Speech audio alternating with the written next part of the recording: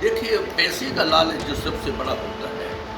Bharatiya Janata party की सरकार केंद्र में भी है, अपने मध्य प्रदेश में भी है। तो भारतीय जनता पार्टी का एक चेहरा जो है लुटेरों जैसा है, निकम्मी सरकार है। आज वर्तमान सरकार तो शिवराज सिंह चौहान बैठे थे, आज बलात्कारों की झड़ी लगी है। आप लड़कियों की खरीद हो रही, आप उसमें देखिए नीमच में, आप उसमें देखा होगा आपने, वो जनता देख रही है। सरकार का मुखिया सरकार को चलाने वाला देख रहा है कि 1 लाख से 2 लाख तक बच्चियों के 12 साल 13 साल की खरीद हो रही है, बैल बछड़ों की जैसी खरीद हो रही। तो ये देश की क्या परंपरा है? आप पूरा सर्वे कर लें, मलखान सिंह के नाम से कोई न डकैती न हत्या न पकड़ कहीं है आपके यहाँ पूरे एरिया में? चंबल क्षेत्र के प्रमुख बागी रहे मलखान सिंह जी के साथ हैं। मलखान सिंह जी आजकल कांग्रेस में हैं और जन आक्रोश रैली में कांग्रेस के लिए वातावरण निर्माण का काम कर रहे हैं। तो हम उनसे चंबल के समय की कुछ बातों से लेकर और वर्तमान में जो राजनीतिक परिस्थितियां हैं उन पर बातचीत करने के यहाँ उनसे रूबरू होते हैं। सिंह साहब, आप जैसे बागी हुए एक समय, तो उनमें मुख्य रूप से अन्याय और असमानता के कारण रहे होंगे। तो कैसे ऐसे कौन से कारण थे जिनकी वजह से आपको बागी होना पड़ा? बताना चाहती हैं जी कि अन्याय अत्याचार के खिलाफ अगर कोई बंदूक उठाता है तो उसकी बुराई नहीं। 100 बीघा जमीन जो मंदिर की हमारे गांव में थी, राम जानकी के नाम की, उससे हमारा थोड़ा झगड़ा हुआ सरपंच से। और मेरा मतलब कहने का जो था कि ये ज़मीन मंदिर की है, मंदिर से लगा दी है। 18 साल की उम्र में हम ग्राम पंचायत के पंच चुने गए और वो सरपंच थे। उसमें विवाद बड़ा वैसा नहीं था, कोई धार्मिक विवाद था। उन्होंने मेरी बात को एक भी गौर नहीं किया और तमाम झूठे मुकदमे, झूठे केस लगाना शुरू कर दिया, गोलियां चलाना शुरू कर दी, क्योंकि पावर था उसको करने का। उनके परिवार में मिनिस्टर भिंड में था, तो इसलिए बचाव करते रहे। और मैंने अपना जब 1982 में जब बात आई अर्जुन सिंह के समर्पण की, उन्होंने ये कहा कि मेरी लड़ाई जो धर्म की लड़ाई है, ये ज़मीन मंदिर की ज़मीन है, मेरी नहीं। मैं उसको ज़मीन को लेना नहीं चाहते, मंदिर की ज़मीन मंदिर से लगाना चाहते हैं। तो उसमें राजीव गांधी ने सबसे बड़ा पहल की, उनका लेटर हमारे पास है। उन्होंने अर्जुन सिंह जी से कहा कि आप जब उनमें से ज़मीन नहीं ले रहे हैं वो, तो आप समर्पण में क्यों देर कर रहे हैं? उनने पूरा फैसला किया और समर्पण हुआ। समर्पण से पहले ज़मीन लगी, सब किसान जो अवैध थे उनको पकड़ के राम जानकी के नाम से रजिस्ट्री करवाई। उसमें ट्रस्ट है, कलेक्टर अध्यक्ष हैं, हम उसके सदस्य हैं। और ज़मीन आज भव्य मंदिर बन चुका है और ज़मीन मंदिर के खाते में चलेगी। अच्छा, ये तो कहानी माफी। चलिए अब मैं आपसे पूछता हूँ कि हमारे संविधान के समता और न्याय दो प्रमुख शब्द हैं जिनके आधार पर पूरी संसद खड़ी हुई है, और आज गांधी जयंती है और गांधी जी भी इन्हीं शब्दों को लेके अपनी राजनीतिक यात्रा पर निकले थे। लेकिन क्या बात है कि आज हम अत्याचार, अन्याय और भ्रष्टाचार हर जगह देख रहे हैं, क्यों हम इसको सुधार नहीं पा रहे? देखिए, पैसे का लालच जो सबसे बड़ा होता है। भारतीय जनता पार्टी की सरकार केंद्र में भी है, अपने मध्य प्रदेश में भी है। तो भारतीय जनता पार्टी का एक चेहरा जो है लुटेरों जैसा है, निकम्मी सरकार है। इनने ध्यान नहीं किया जनता के साथ में, इनने मात्र पैसे का वो किया है। इनने पैसे कमाने के अलावा इनने कुछ नहीं किया, जनता की सेवा आज करते। लेकिन ये तो लंबे समय से ही चला आ रहा है। राजनीतिकों पे, तमामों पे भ्रष्टाचार के मामले दर्ज हुए, गिरफ्तार हुए, संसद में बहुमत के लिए सांसदों को खरीदा गया, ऐसा हमेशा ही चला आ रहा है। अपन एक पार्टी पर आरोप लगाने से उसका कोई नतीजा निकलने नहीं वाला है, क्योंकि ये लंबी परंपरा है। ये लंबे समय की बात अलग है, वो एक अलग है। पकड़े गए, उसमें नोट फेंके गए, उसमें पार्लियामेंट में एक अलग बात है।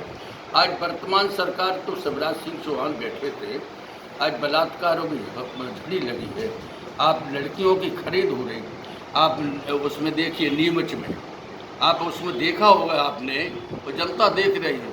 सरकार का मुखिया सरकार को चलाने वाला देख रहा है कि 1 लाख से 2 लाख तक बच्चियों के 12 साल 13 साल की खरीद हो रही है, बैल बछड़ों की जैसी खरीद हो रही, तो ये देश की क्या परंपरा है और कैसा देश चल रहा है? या न्याय के विपरीत नहीं है, खिलाफ नहीं है?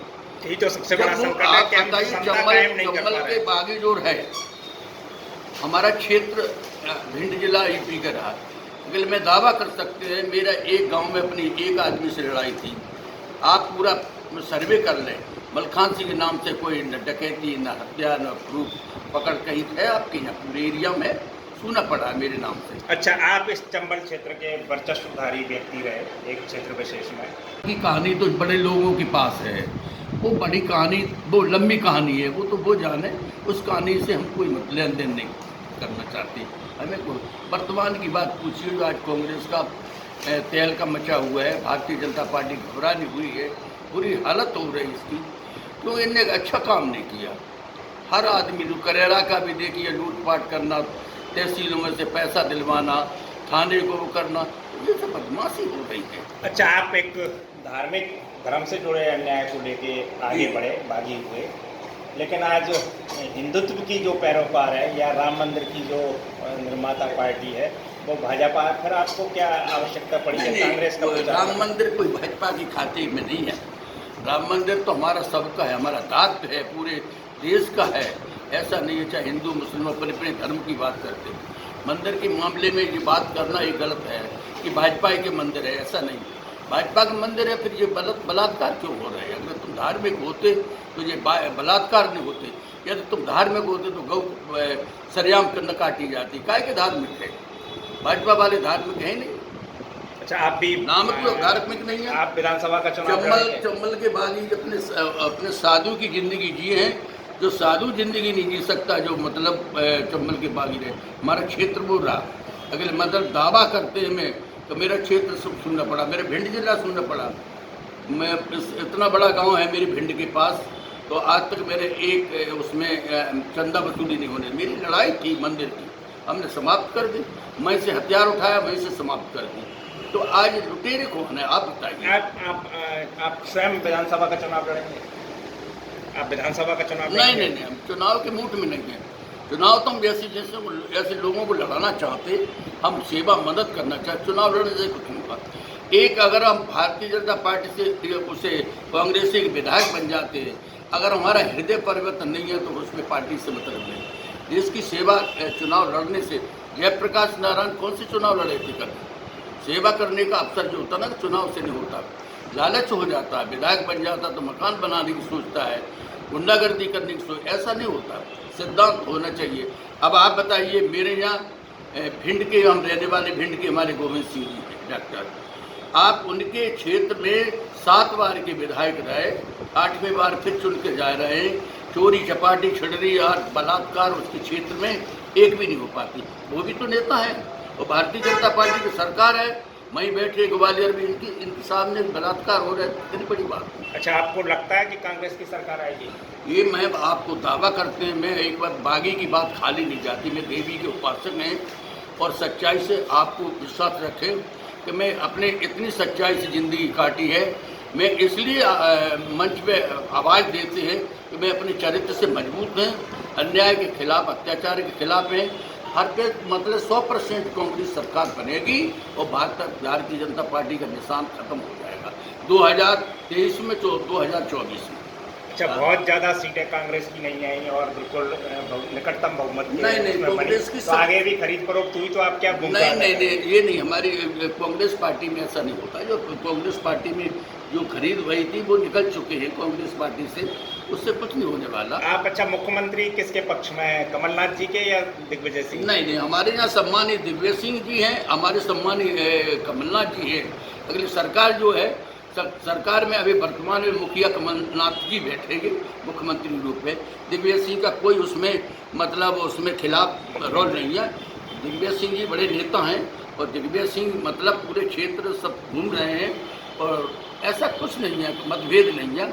दिग्विजय सिंह की पूरा दोनों मिलकर सरकार चलाएंगे और पूरी जनता की वो करेंगे। चलिए, तो ये थे मलखान सिंह जी, जिन्होंने स्पष्ट रूप से कहा है कि आगे जो सरकार बनेगी वो निश्चित रूप से कांग्रेस की बनेगी और स्पष्ट बहुमत से बनेगी, और कमलनाथ जी ही मुख्यमंत्री होंगे, दिग्विजय सिंह जी उसमें कहीं आड़े नहीं आएंगे।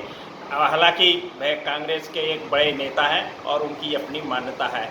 एमपी तक के लिए मैं प्रमोद भार्गव शुक्ला।